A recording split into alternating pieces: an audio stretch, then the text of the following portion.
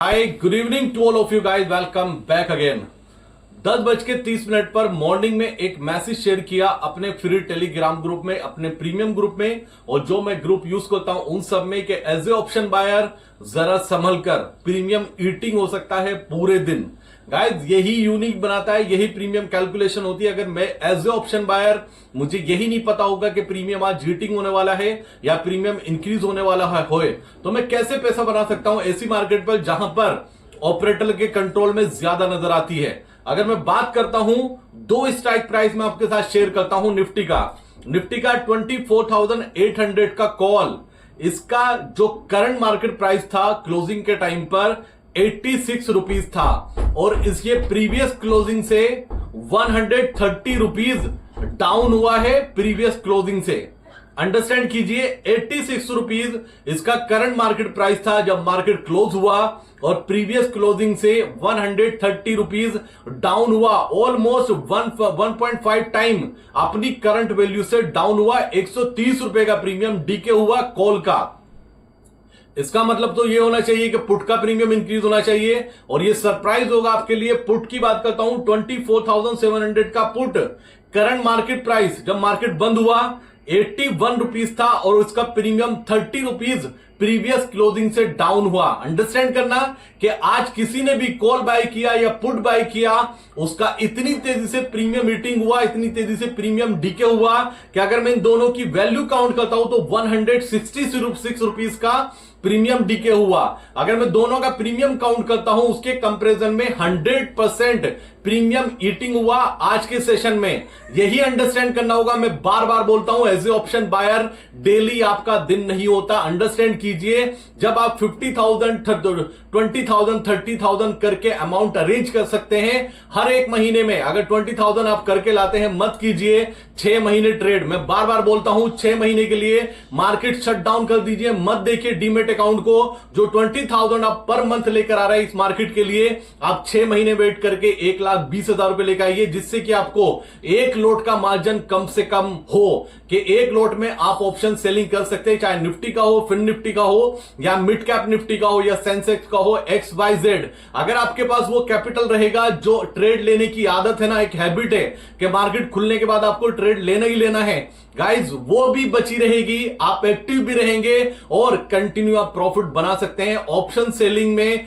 Maximum time profit होता है, option buyer का डेली दिन नहीं होता। ये अंडरस्टैंड करना होगा हमें आज और अभी। अगर पैसा देना है मार्केट को, अननेसेसरी मत दीजिए गाइज। आप हर महीने करके जोड़िए, उसको काउंट कीजिए कि आपने महीने में कितना लॉस किया।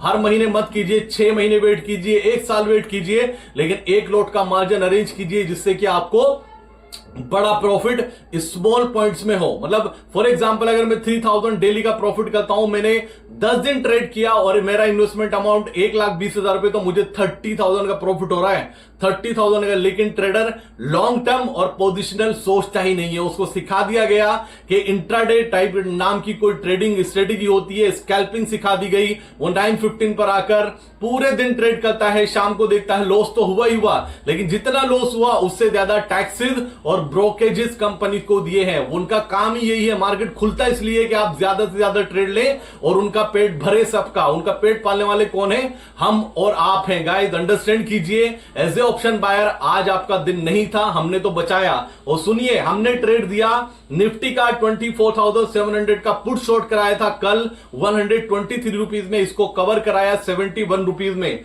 अगर मैं फिन निफ्टी की बात करता हूं, 26,100 का पुट 98 रुपीज में शॉर्ट कराया, और उसको 20 रुपए में कवर किया 20 रुपीज में। आप सोचिए, एक लोट का आपके पास मार्जिन होता, 65 क्वांटिटी का लोट साइज है, तो आपको इस ट्रेड में मिनिमम टू मिनिमम 80 पॉइंट्स मिलते। 80 पॉइंट्स यानी कि 5,000 का आपको प्रॉफिट होता।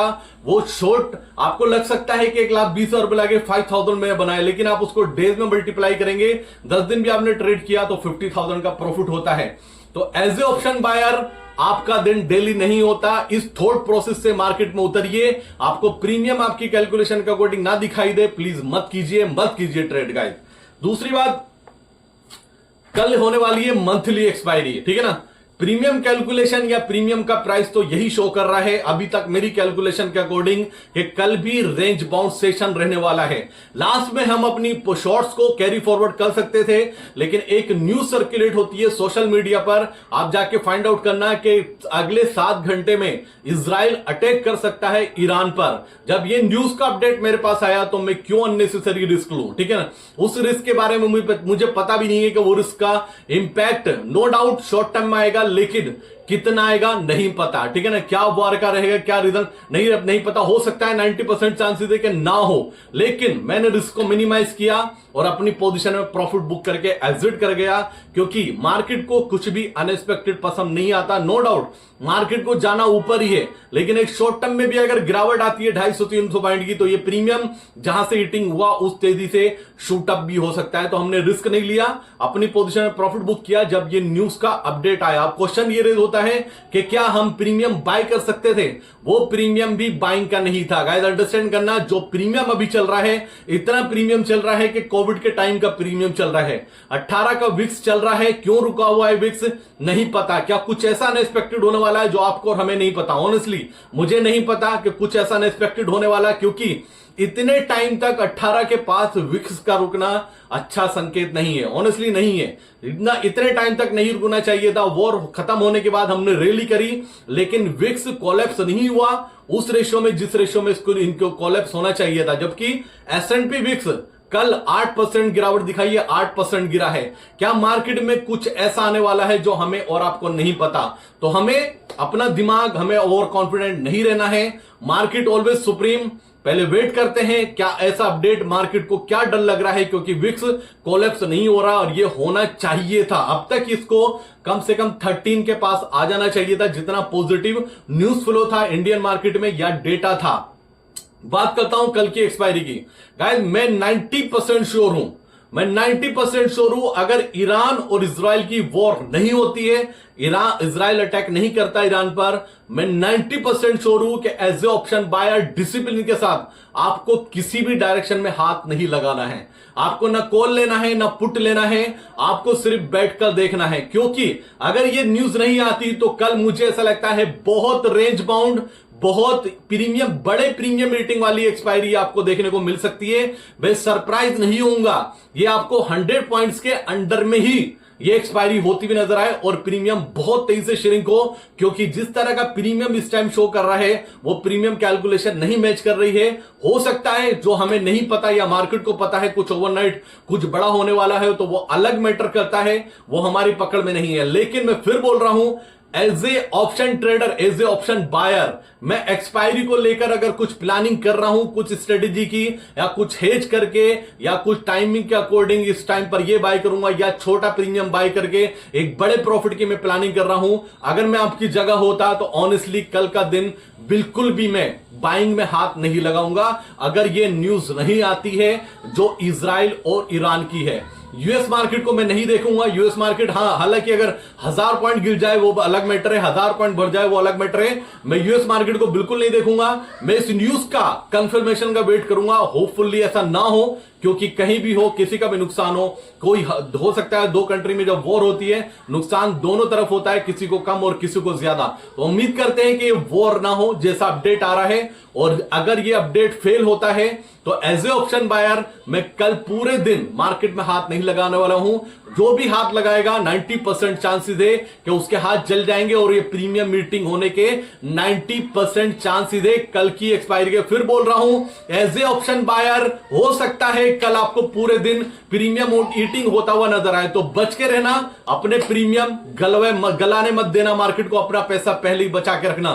मार्केट डेली ओपन होती है, एक ही ट्रेड तो चाहिए, 2 ट्रेड चाहिए, 3 चाहिए। बायर को 2 से 3 ट्रेड महीने में मिल जाए, उसका टारगेट अचीव हो जाता है। तो वेट करते हैं, अगर कुछ अपडेट आता है इजराइल और ईरान का तो डेफिनेटली आपके साथ शेयर करूंगा। लेकिन एज ए ऑप्शन बायर कल मैं मार्केट से दूर रहने वाला हूं, इसलिए मैं कोई आपको बाइंग का लेवल भी नहीं दूंगा। एक रेंज मुझे दिखाई देती है जिसमें घूमेगा मार्केट और पूरे दिन प्रीमियम ईटिंग करेगा। Thank you so much guys, ये पूरा अपडेट था। आप नोट करिए, अपने अंदर डालिए डिसिप्लिन के साथ कि एज ऑप्शन बायर आपका दिन डेली नहीं होता है। महीने में 4 से 5 भी ट्रेड आपको मिलते हैं एज ऑप्शन बायर, आपकी बड़ी अचीवमेंट होगी। थैंक यू गाइस, ये पूरा अपडेट था, एक अच्छा सेशन था ऑप्शन सेलर के लिए।